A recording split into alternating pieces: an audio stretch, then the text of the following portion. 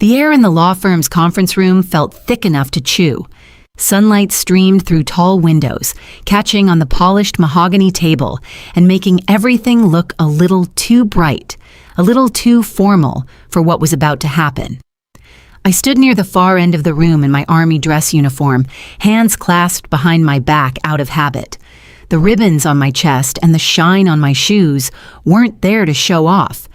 They were just proof that the last 15 years had actually happened, that I hadn't disappeared the day my own father locked me out in the rain. I hadn't seen him since I was 16. Not a call, not a card, not a single message. Now here we were, about to sit in the same room while lawyers read my Uncle Michael's will. The elevator dinged down the hall. Laughter spilled out first, loud, confident, the kind people make when they think good news is coming. Then they walked in. My father, Richard Collins, led the pack. His hair had gone silver at the temples and new lines cut across his forehead, but that walk was the same. Chest out, chin up, like the world still owed him rent. My mother followed a step behind, moving slower than I remembered, her eyes scanning the room nervously. A handful of aunts, uncles, and cousins trailed after them, chatting like they were heading to a family barbecue instead of a will reading. One of my cousins spotted me first. "Grace?" The chatter died fast. My father turned. For a second, he just stared, like he was trying to place a face he'd seen in an old photo. Then recognition hit. A slow smile spread across his mouth, the same smile he used when he thought he'd already won. "Well, I'll be damned," he said, voice carrying across the room. "Grace, look at you." His eyes flicked over my uniform, the rank insignia, the medals. "Heard you joined the army. Guess life didn't turn out so bad after all." No hug, no "how have you been?" No acknowledgement that 15 years had vanished between us. Just that cocky little laugh, like we were old business partners bumping into each other at the airport. I kept my face calm. "Hello, Richard." He raised an eyebrow at the name. I hadn't called him Dad since the night he told me I wasn't his daughter anymore. He didn't push it. Instead, he adjusted his expensive tie and glanced toward the head of the table where stacks of legal documents waited. "Big day today," he said, rubbing his hands together. "Michael built something impressive, real impressive. Once this is sorted, I've got plans to expand the family business, merge some operations, take things national. He always said I had the vision." A couple of cousins nodded eagerly. My mother stayed quiet, fiddling with the strap of her purse. She hadn't looked directly at me since she walked in. Our eyes had met for half a second earlier, and she'd looked away like I was a stranger on the street. I said nothing. There was no point. They had no idea the fortune they came sniffing after was already gone. Quietly moved, invested, and protected long before Uncle Michael took his last breath. They especially didn't know about the envelope tucked inside my briefcase, the one that would rip my father's world apart before the afternoon was over. We took our seats. Name cards had been placed around the long table. I sat near the middle on one side. My father claimed the spot closest to the lawyer's chair like he belonged at the head. The room filled with the low murmur of relatives guessing how much everything was worth, the warehouses, the lake house, the company shares. "He sold that big distribution center last year, right?" someone whispered. "Had to be 8 figures at least." Richard was always Michael's right hand in the early days. Makes sense he'd get the biggest piece. I stared at the folder in front of me and let the voices wash over me. These people hadn't shown up for Michael. They'd shown up for what he left behind, the same way my father had shown up at our house every day when I was growing up, chasing the next deal, the next win, the next way to prove he was better than everyone else. The lawyer finally entered. Mr. Hargrove was an older man with kind eyes and a serious mouth. He'd handled Uncle Michael's affairs for decades. Today he looked tired. He greeted everyone politely, then took his seat at the head of the table. "Thank you all for coming," he began. Michael Collins was a friend as much as a client. He wanted this reading done in person, with family present. "We'll go through the full document, but I'll summarize the main points first." He started reading. Standard language at first, funeral wishes, Small personal gifts to longtime employees, donations to veterans' charities Michael had quietly supported for years. My father leaned forward, fingers drumming lightly on the table, impatient for the real numbers. I kept my breathing steady. In my mind, I could still hear Uncle Michael's voice from our last real conversation on the back porch, watching the sunset. When people disappoint you, don't let the disappointment become who you are. I had promised him I wouldn't. Sitting here now, I intended to keep that promise. Mr. Hargrove turned another page. His phone, sitting beside the folder, buzzed suddenly. He glanced at it and his face changed. The color drained away. He read the message twice, then looked up at all of us with something close to shock in his eyes. "Excuse me for one moment," he said, voice tight. He stepped out of the room quickly. The relatives exchanged confused glances. My father chuckled. Probably another lawyer trying to get a piece of the pie. Michael always had people circling. But when Mr. Hargrove came back a couple of minutes later, he wasn't the same man who had left. His shoulders were stiff. He held the will like it suddenly weighed more than it had before.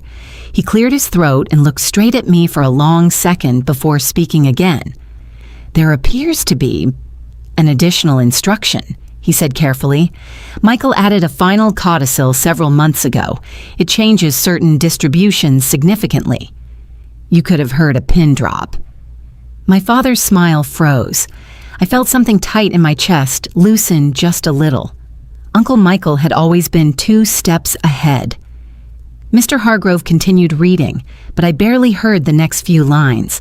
My mind drifted back across the years to the night everything started, the night rain hammered against the kitchen windows, and my father's voice cut me out of the family like I was nothing.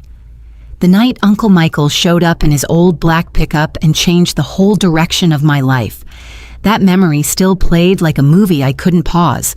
The old grandfather clock ticking too loud, my mother's cold coffee, the front door closing with a final metallic click, and the girl standing on the porch in the pouring rain with nothing but a blue backpack and $43 to her name.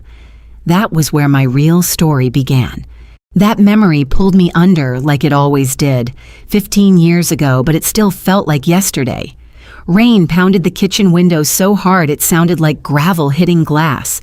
The old grandfather clock in the hallway kept ticking, louder than normal, like it was counting down the last minutes of the only life I'd ever known. I was 16, standing in the middle of our big, cold kitchen with my arms wrapped around myself, trying not to shake. My father, Richard Collins, stood by the refrigerator, arms crossed tight over his chest. His face wasn't red and shouting anymore. It had gone cold and still. That scared me more than the yelling ever could. My mother sat at the table staring at her untouched coffee like it held all the answers. She wouldn't look at me. "You had no right to go through my things," my father said, each word sharp as broken glass. "I had every right," I answered, my voice cracking but holding. "That money was for my college. Grandma and Grandpa left it for me. You took almost all of it." He didn't deny it. He couldn't. I had found the statements hidden in his office drawer, college savings accounts drained to almost nothing. He'd used the money to cover gambling debts and bad business bets that went south. When I confronted him, he called it a temporary loan. When I told Uncle Michael the truth, that was the final straw. "You embarrassed me in front of my own brother," he said, taking one slow step closer. "Made me look weak, like I can't handle my own family." The rain kept falling. My heart hammered so loud I could barely hear anything else. "I told the truth," I whispered. My father pointed at the front door. "If you think my brother is your family now, then go, get out." "Dad, please." The word slipped out before I could stop it. His eyes went flat. "Don't call me that. I won't be disrespected in my own house." I looked at my mother, desperate. For one terrible second, our eyes met. I thought she might say something, anything. Instead, she reached for her coffee mug with trembling fingers and spoke so quietly I almost missed it. "I think it's best if you leave for a while, Grace." for a while. Those 4 words shattered everything. I didn't scream or cry in front of them. I turned, walked upstairs, and packed everything I owned into an old blue backpack. 2 pairs of jeans, a few shirts, a photograph of my grandparents smiling on their front porch, my favorite notebook, and $43 I had saved from babysitting. That was it. That was my whole life in one bag. When I came back down, they were still in the kitchen. I stopped at the doorway for one last second, hoping someone would stop me, hoping my father would say he didn't mean it, hoping my mother would finally stand up. Neither of them moved. I opened the front door and stepped out into the pouring rain. The door closed behind me. The deadbolt clicked. The sound was so final it felt like a gunshot. I stood on that porch longer than I should have, soaked to the bone, waiting for someone to open it again. No one did. I walked. 3 miles, maybe more. My shoes squelched with every step. Tears mixed with rain on my face until I couldn't tell which was which. Eventually, I dropped onto a bench at a bus stop, too numb to keep going. My phone buzzed in my pocket. Unknown number. I answered with a shaky breath. "Hello? Grace." Uncle Michael's voice, warm and steady. "Where are you, kiddo?" I told him the name of the street, barely above a whisper. "Stay right there. I'm coming. 8 minutes." He made it in 7. His black pickup truck pulled up to the curb, headlights cutting through the rain. Before I could even stand up, he was out of the truck and wrapping me in the biggest hug I'd ever felt. It wasn't just arms around me, it was safety. It was, "You're not alone anymore." He didn't ask what happened. He already knew. He opened the passenger door, helped me in, and turned the heat on full blast. We drove in silence for a few minutes. Then he asked the most normal question in the world. "You hungry?" I nodded, even though eating was the last thing on my mind. We stopped at a small diner we used to visit together years earlier, the kind of place with cracked vinyl booths and coffee that tasted like home. He ordered pancakes for both of us. When they came, I poked at them with my fork. "Try the second bite," he said gently. "First bite is always the hardest." He was right. By the third bite, I actually tasted the sweetness. Something inside my chest cracked open just a little. After the diner, he drove me to his house on the edge of town. I'd always loved that place. It wasn't fancy like my parents' big, empty house. Michael's home felt lived in, books everywhere, family photos covering the walls, and an old golden retriever named Murphy who came running to the door like he'd been waiting for me all day. Michael showed me the guest room. "You can stay here as long as you need." "I don't have any money," I said, embarrassed. "I didn't ask for any. I should get a job. I don't want to be a burden." He put a hand on my shoulder and looked me straight in the eyes. "Grace, family isn't about who shares your last name. It's about who refuses to let you face the storm alone." That sentence wrapped around my heart and stayed there. That first night, I lay in the guest room, listening to the rain finally slowing down outside. Murphy curled up on the rug beside my bed like he was standing guard.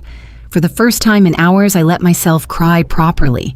Big, ugly, shaking sobs into the pillow. When I finally wore myself out, I slept deeper than I had in years. The next morning, I woke up to the smell of bacon and coffee. Michael was in the kitchen making breakfast like it was the most normal day in the world. He didn't treat me like a broken kid. He treated me like I belonged there. Over the following weeks and months, I slowly started to believe it. I got a part-time job at a local bookstore. I went back to school. Michael helped with whatever I needed, but he made sure I worked for it too. "This isn't charity," he'd say. "It's an investment in someone who's going to make the world better." He never tried to replace my parents. When I accidentally called him Dad one evening, he smiled softly and corrected me. "You've only got one father, Grace. Whether he deserves the title is another story." But in every way that actually mattered, Michael Collins became the father I needed. He taught me that real success wasn't loud or flashy. It was quiet trust. It was knowing the names of every warehouse worker's kids. It was paying an employee's wife's hospital bills without ever telling a soul. It was choosing kindness even when no one was watching. One Saturday, while we were packing boxes for a veterans charity drive, I asked him the question that had been burning inside me. "Do you hate my dad?" He sealed a box and thought for a moment. "No, I feel sorry for him. He thinks money is something you own. The truth is, money ends up owning people like him." Then he looked at me. "Promise me something, Grace. Don't build your future around proving him wrong. Build it around becoming someone you're proud to see in the mirror every morning." I promised. That promise carried me through high school graduation, through the decision to join the Army, and through every hard day that followed. But on that first rainy night, standing on the porch with my world ending, I never could have imagined where one locked door would eventually lead me. Back in the present, in the law firm conference room, Mr. Hargrove was still talking, but my mind stayed half in that memory. The surprise Uncle Michael had left behind was coming. I could feel it in the air, and I was ready. The lawyer's voice pulled me back to the present, but only halfway. I could still feel the weight of that old blue backpack on my shoulders and the cold rain soaking through my clothes. Sitting in this polished conference room in my dress uniform felt like two different lives colliding. While Mr. Hargrove explained the next section of the will, my mind kept drifting to those first years with Uncle Michael, the years that quietly rebuilt me. Living with him was nothing like living with my parents. His house had warmth baked into the walls, books spilled off shelves in every room, photos of family and friends covered the hallway like a timeline of good memories. Murphy, that big old golden retriever, followed me everywhere those first few months, like he knew I needed someone watching over me. Michael never pushed. He simply created space for me to heal. Mornings started with breakfast together. Evenings often ended with us sitting on the back porch talking about everything and nothing. He listened more than he spoke, and when he did speak, his words landed deep. I threw myself into finishing high school. The bookstore job helped me pay for small things, but Michael covered the rest without making it feel like charity. "This is an investment," he'd remind me whenever he slid an envelope across the table, "in someone who's going to do good things." One evening, I asked him why he believed in me so much when my own parents had given up. He set his coffee down and thought about it. "Because I've watched you choose courage when it would have been easier to stay bitter. That kind of heart doesn't come along every day, Grace." Those words gave me permission to dream bigger. By the time graduation came around, I had started thinking seriously about the future. Michael had suggested the Army a couple of times, but I laughed it off at first. Me, in uniform, leading soldiers? It sounded impossible for a girl who once stood crying at a bus stop, but he saw something I couldn't. "You don't quit when life gets hard," he told me one afternoon after I finished a community leadership program. "You lead without even realizing you're doing it. The Army needs people like that." His confidence in me was scary and comforting at the same time. I applied. I trained. I pushed myself harder than I ever had. There were early mornings when my body screamed to stay in bed. There were long study nights while friends went to football games. Every time doubt crept in, I remembered that rainy night and the locked door. If that 16-year-old girl could survive being thrown away, I could survive basic training. Commissioning day arrived faster than I expected. I stood in my dress uniform, heart pounding, raising my right hand to take the oath as a brand new second lieutenant. When the ceremony ended and families rushed forward, I spotted Uncle Michael near the back. He never wanted the spotlight, but the pride on his face when he hugged me said everything. "I'm proud of you, Lieutenant Collins." The words hit me harder than any medal ever could. For years, I had wondered what it would feel like to hear a parent say them. Michael gave me that moment without hesitation. "Don't waste today wishing someone else showed up," he said quietly, reading my thoughts. "You built this. Own it." That became my rule going forward. The Army changed me in ways I never saw coming. It taught me discipline, sure, how to lead under pressure, how to stay calm when everything around you is chaos. But the deepest lesson was simpler. Respect is never demanded. It is earned through actions day after day. During my first deployment overseas, the days blurred together. Sunrise briefings, long convoys, endless equipment checks, letters from home that took weeks to arrive. Every single month, without fail, a package came from Uncle Michael. Sometimes cookies that miraculously survived the journey. Sometimes books he thought I'd like. Sometimes just a photo of Murphy sleeping on the living room rug with a short handwritten note. Keep taking care of others, but don't forget to take care of yourself. I saved every single note. My parents never wrote. Not once. No birthday messages. No "are you safe?" calls. At first it hurt. Then it made me angry. Eventually, it just became a quiet fact I accepted. Their silence taught me exactly who they were. Michael's steady support taught me who I wanted to become.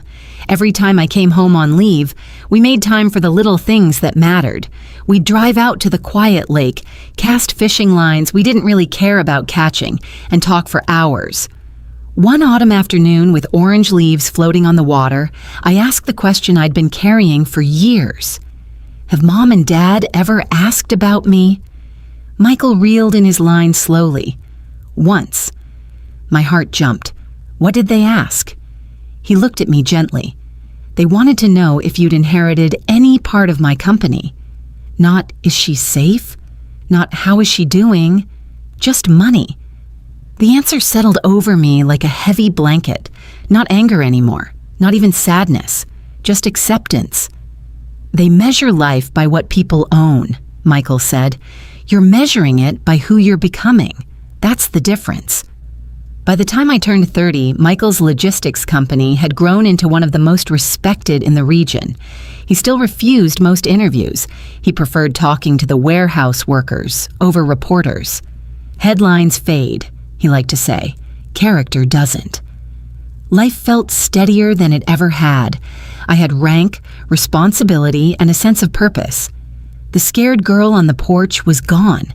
In her place stood someone who could lead soldiers through tough missions and still remember what it felt like to have nothing. Then the phone call came that changed everything again. Michael's voice sounded too normal on the other end. Got a few days of leave coming up? Yeah, I can make it work. Why? He hesitated, just long enough for my stomach to drop. Been running some medical tests, the kind doctors don't smile about. 3 days later, I was sitting beside him in an oncology office. The doctor's words came in careful, professional sentences, but all I heard was one: cancer. The room spun. Michael reached over and squeezed my hand, steady as ever. Afterward, we walked through the parking lot in silence. Finally, I asked the question we both dreaded. Are you scared? Not of dying, he said softly. I'm scared of leaving the people I love behind. That sentence stayed with me longer than any medical report ever could. I extended my leave and moved back into his house. The routines we loved changed into something heavier: morning medications, hospital trips, chemotherapy sessions. Some days he looked like himself. Other days just walking across the room wore him out. Yet he never complained. Not once. One evening I found him on the back porch watching the sunset. Murphy, now gray around the muzzle, lay at his feet. The summer air smelled sweet with freshly cut grass. I've been thinking, Michael said. That's usually dangerous, I teased. He laughed quietly, then grew serious. If I go before you, promise me something. When people disappoint you, don't let that disappointment become your whole identity. And keep serving, not just because of the uniform, but because this country needs leaders who remember what it feels like to have nothing. I promised. We had good days after that. Days where we believed the treatment was working. He joked with nurses, argued with baseball on TV, and even talked about a fishing trip the following spring. For a little while, hope felt real. Then the infection came fast. His body, already worn down, couldn't fight it off. I held his hand through those final hours in the hospital room. Machines hummed softly around us. He opened his eyes one last time. "You did good, Grace." Tears blurred everything. "No?" I whispered. "You did." A faint smile crossed his face. Then he was gone. Peaceful, quiet, exactly the way he lived. The funeral showed exactly who Michael Collins really was. Warehouse workers stood shoulder to shoulder with executives. Veterans sat beside college students whose scholarships he had secretly funded. The church overflowed with people whose lives he had touched without ever asking for credit. His greatest success wasn't the company he built, it was the lives he lifted. A week later, the lawyer called. Every member of the Collins family had been invited to the reading of the will. 15 years. That was how long it had been since I last saw my parents. Now we were about to sit in the same room. I had no idea what Uncle Michael's final surprise would be, but I knew one thing for certain. He had planned it with love, with wisdom, and with the same quiet strength that saved me on the rainiest night of my life. The years in uniform shaped me in ways I never expected. Basic training broke me down and built me back up stronger. Officer candidate school pushed me even harder. There were mornings I woke up at 4:30 a.m., feeling like my body was made of lead, but I kept going. Every time doubt crept in, I remembered that rainy night at the bus stop and the girl who refused to stay broken. If she could survive that, I could survive anything the Army threw at me. Commissioning day arrived in a blur of dress blues and proud faces. I stood tall, raised my right hand, and took the oath. When the ceremony ended and families rushed forward, Uncle Michael waited near the back, just like him, never wanting the spotlight. But when I reached him, he pulled me into a hug and said the words I had waited years to hear from someone who truly meant them. "I'm proud of you, Lieutenant Collins." They hit me harder than any promotion or medal ever could. Not because they were loud, but because they were real. He didn't need to say anything about my parents. We both knew they weren't there. He simply reminded me, "Don't waste today wishing someone else showed up." That became my rule. I stopped waiting for people who had already chosen not to be in my life. My first deployment overseas taught me what real responsibility felt like. Long convoys across dusty roads, endless equipment checks, briefings at sunrise, and letters from home that took weeks to arrive. Every single month, without fail, a package came from Uncle Michael. Sometimes it was cookies that miraculously survived the journey. Sometimes books, new socks, or pictures of Murphy getting older and grayer, but still waiting by the door like he knew I'd come home someday. The notes were always short and simple. "Keep taking care of your soldiers, but don't forget to take care of yourself. Proud of the leader you're becoming. Murphy says hi." I kept every single one in a small box I carried with me from base to base. They were proof that someone back home believed in me. Meanwhile, not one message came from my parents. No birthday wishes, no "are you safe" calls. At first it hurt, then it became quiet acceptance. Some people only love the version of you that benefits them. Once you stop being useful, you disappear. Time moved on. I earned promotions. I learned how to make hard decisions under pressure. I learned that real respect is never demanded. It is earned through the small things. Showing up when it's hard, telling the truth when it's uncomfortable, and putting your people first even when no one is watching. The frightened 16-year-old girl faded away. In her place stood an officer soldiers trusted with their lives. Every time I came home on leave, Uncle Michael and I made time for our fishing trips at the quiet lake. We rarely caught much, and that was never the point. It was where we talked about the things that mattered. One crisp autumn afternoon, with orange leaves floating on the water, I finally asked the question I had carried for years. "Have Mom and Dad ever asked about me?" He reeled in his line slowly, thinking. once or twice. My heart jumped. What did they want to know? He looked at me gently. They asked if you had inherited any part of the company yet. Not, is she safe? Not, is she happy? Just the company. The money. I stared at the water for a long time. The old pain tried to rise up, but it felt smaller now, more like an old scar than an open wound. Michael handed me a bottle of water from the cooler. They've spent their lives measuring everything by what people own, he said. You've spent yours becoming someone people can count on. That's the difference. I nodded. I still wish things were different. So do I, he said quietly. But you turned pain into purpose, Grace. Not everyone can do that. By the time I turned 30, I had served in multiple deployments. I had led teams through tough situations and brought every soldier home. The Army had given me discipline, confidence, and a bigger family than I ever imagined. But the greatest lesson still came from the man who had taken me in when no one else wanted me. Then the phone call came that changed everything again. Uncle Michael's voice sounded too normal on the other end. Got a few days of leave coming up? Yeah, I can make it work. Why? He paused just a little too long. Been running some medical tests, the kind doctors don't smile about. 3 days later, I was sitting beside him in an oncology office. The doctor explained the diagnosis carefully. Stage 3 aggressive treatment options available, but difficult. I heard the words, but they felt far away. All I could think was not him. Not now. After the appointment, we walked through the hospital parking lot in silence. Finally, I asked the question we were both avoiding.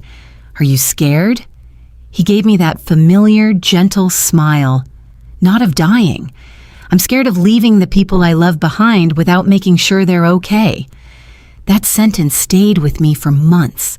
I extended my leave and moved back into his house. The routines we loved changed into something much harder. Mornings meant medications and appointments. Chemo days left him exhausted and pale. Some afternoons, he still looked like the strong man who had picked me up in the rain. Other days, he could barely make it across the living room. Yet he never complained. Not once. One warm evening, I found him standing on the back porch, watching the sunset. Murphy, now old and slow, lay at his feet. The air smelled of fresh-cut grass and summer flowers. I've been thinking, Michael said. That's usually dangerous, I teased. He chuckled softly, then grew serious. If I go before you, promise me 2 things. First, when people disappoint you, don't let that disappointment become your whole identity. Second, keep serving. Not just because of the uniform, but because this world needs leaders who remember what it feels like to have nothing. I swallowed hard and promised. For a while, it seemed like the treatment was working. He joked with the nurses, argued with baseball on TV, and even started talking about a fishing trip the following spring. Hope crept in. Then the infection hit fast. His body, already worn down, couldn't fight it off. I sat beside his hospital bed during the final hours. Machines beeped softly around us. I held his hand, the same hand that had steadied me so many times. In the quiet moments, I whispered thanks for every pancake breakfast, every late-night talk, every package that reached me overseas, and every time he chose to believe in me when the world hadn't. He opened his eyes one last time. You did good, Grace. No, I whispered back, tears falling freely. You did. A faint smile crossed his face. Then he was gone. Peaceful, quiet. The way he had lived. The funeral was exactly what he would have wanted. No fancy displays, just people. Warehouse workers standing next to executives, veterans beside college students he had helped, neighbors and friends from every walk of life. The church overflowed. I realized then that Uncle Michael's real legacy wasn't the company or the money. It was the lives he touched and the way he made everyone around him feel seen and valued. A week after the funeral, the lawyer called. The reading of the will was set for the following Tuesday. Every member of the Collins family had been invited. 15 years. That was how long it had been. Now, ready or not, I was going to face them again. And Uncle Michael had one final surprise waiting for all of us. The conference room felt even smaller now. Mr. Hargrove stood at the head of the table holding the final pages of the will. Every eye was on him. My father leaned forward, elbows on the polished wood, that confident smile still playing on his lips.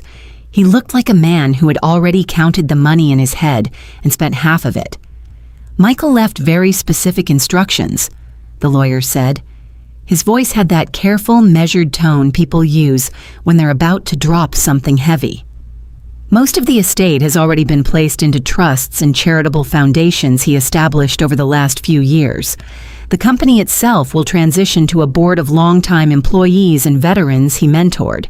There are also substantial scholarships and support programs for young people who've faced family hardship.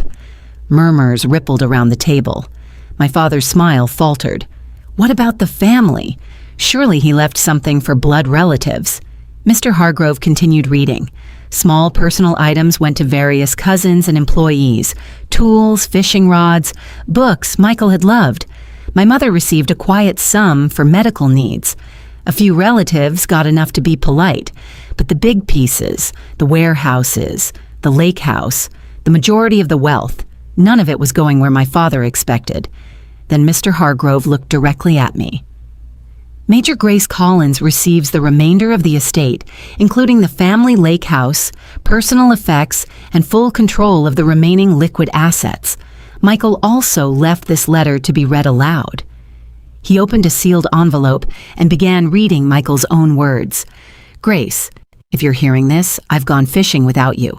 Don't be sad for long. I had a good life, and the best part of it was watching you become the strong, kind, capable woman you are. You already proved you don't need money to succeed. That's why I'm giving it to you anyway. Use it to help others the way someone once helped you. Build the kind of world we talked about on the porch. And remember, family isn't who you're born to. It's who shows up. Tears stung my eyes, but I kept them back. My father's face had gone pale, then red, then a strange shade of gray. This is ridiculous, he burst out. I'm his brother. I helped build that company in the early days. There must be some mistake. Mr. Hargrove shook his head. No mistake. Michael was very clear. He also left something for you, Richard. He slid a plain envelope across the table. My father snatched it, tore it open, and started reading. The room went dead silent as his expression changed from anger to shock to something close to shame. I knew what was inside. Years earlier, Uncle Michael had quietly bought up every gambling debt and failed investment my father had tried to hide. The envelope contained proof, along with a simple note. You lost your daughter chasing money. Don't lose the rest of your life the same way. My father's hands trembled. For the first time in 15 years, he looked small. He looked at me, really looked, and for a split second I saw something like regret flicker across his face. But old habits die hard. He crumpled the paper and tried to laugh it off. She turned him against me. That's what this is. No one laughed with him. My mother stared at the table again, the same way she had that rainy night. The cousins shifted uncomfortably. The confidence they had walked in with had completely evaporated. I stood up slowly. My uniform felt lighter somehow. I looked at my father and spoke the words I had practiced in my head for years, but never thought I'd actually say out loud. I didn't come here for revenge. I came because Uncle Michael asked me to be here. He spent 15 years showing me what real family looks like. He never asked me to hate you. He only asked me to become someone better. I'm going to honor that. The lake house will become a place for veterans and kids who need a second chance. The rest of the resources will go into the scholarships he already started. If any of you want to be part of that work, the door is open. But it won't be built on bitterness or greed. I picked up my cover and briefcase. The envelope I had carried in, the one with my own carefully prepared documents, was no longer needed. Michael had already taken care of everything. Before I left the room, I stopped beside my mother. She finally looked up at me. Her eyes were wet. "I'm sorry, Grace," she whispered. I nodded once. "I know. Maybe one day we can talk. Really talk. But not today." I walked out of that conference room with my head high. The elevator ride down felt like stepping out of a long, heavy dream. When I reached the street, the sun was still shining. I took a deep breath and felt 15 years of weight lift off my shoulders. Later that afternoon, I drove out to the lake house. Murphy's old collar still hung by the door. I sat on the back porch where Michael and I had shared so many sunsets. The water sparkled quietly. Leaves rustled in the breeze. For the first time in a long time, I didn't feel angry or sad. I felt grateful. People always ask why I joined the Army. I used to say it was to escape my past. The truth is simpler. I joined because one man looked at a broken 16-year-old girl standing in the rain and decided she was worth saving. He didn't just give me a roof and food. He gave me belief. He gave me purpose. And in the end, he trusted me with everything he had built. I kept every promise I made to him. Time doesn't heal everything, but it does reveal what matters. It showed me who stayed. It showed me who only loved what they could use. Most of all, it showed me that pain can become a teacher instead of a prison. I still wear the uniform. I still serve. And every time I face a hard day, I remember a quiet voice saying, "You can stay here as long as you need."